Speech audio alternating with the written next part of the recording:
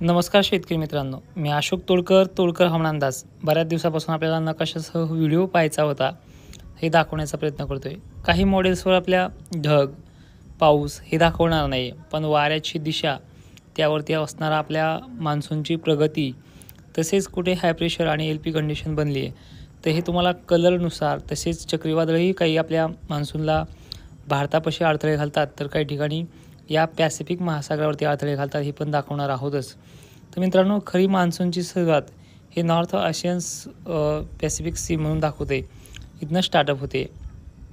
तर इथे बनलेलं आहे हाय प्रेशर एरिया आणि इथे जे तुम्हाला चक्रीवादळ दिसतंय काही भागामध्ये, हे आपल्या इंडियन ओशनचं नाही आहे, पॅसिफिक महासागराची कंडिशन आहे. पण आता मान्सून केरळमध्ये आला आहे.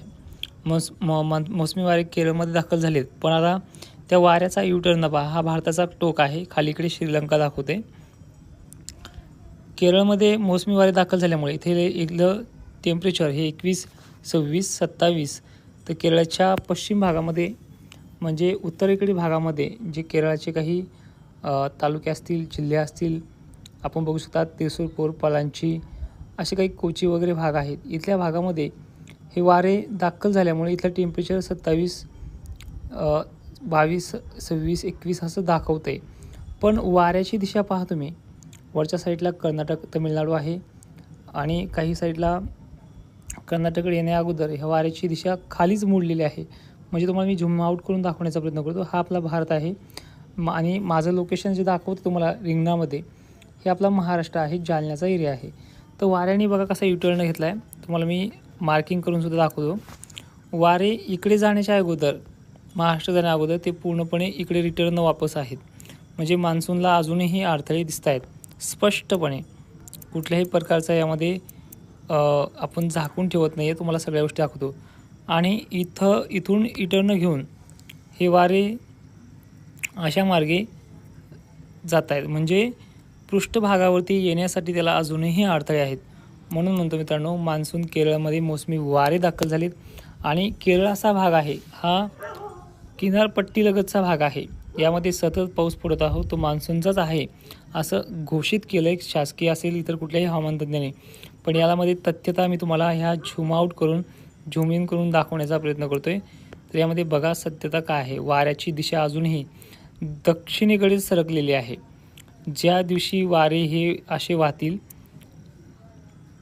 आता हे असे वाहत आहेत, ज्या दिवशी ते असे वाहतील, पूर्णपणे असे वाहतील, त्यावेळेस तो प्रगती करत आहे किंवा कोकण किनारपट्टीवरती टच करत आहे.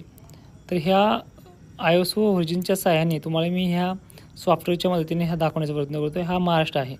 तर आता इथे पाहू शकता महाराष्ट्रावरती वारे किती वेगाने वाहत आहेत आणि नंतर नांदेड पट्ट्यामध्ये तिथे जाऊन कमी होत आहेत. तर ही वाऱ्याची दिशा इथे सुद्धा धुळ्याकडनं विचार केला किंवा पुणे साईडने विचार केला, तर वरती जाऊन उत्तरेकडे जाऊन ते यू टर्न घेताना दिसत आहेत.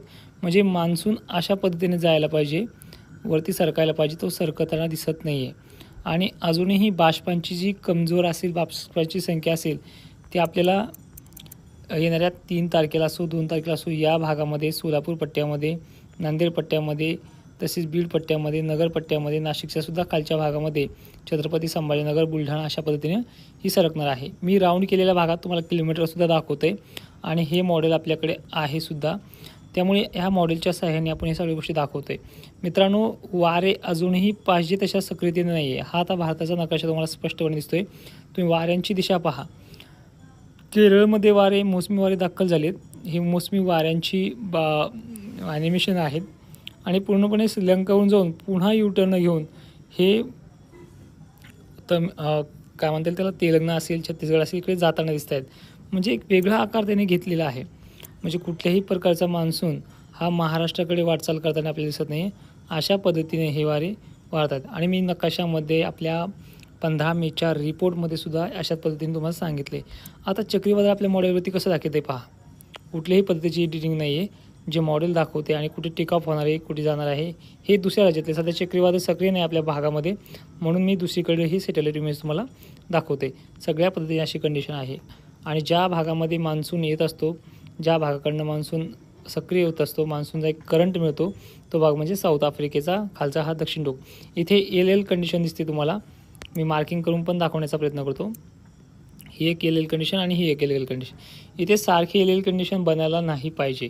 हे बनल्याच्या नंतर काय होतं, या भागामध्येच हा पाऊस थांबला जातो आहे.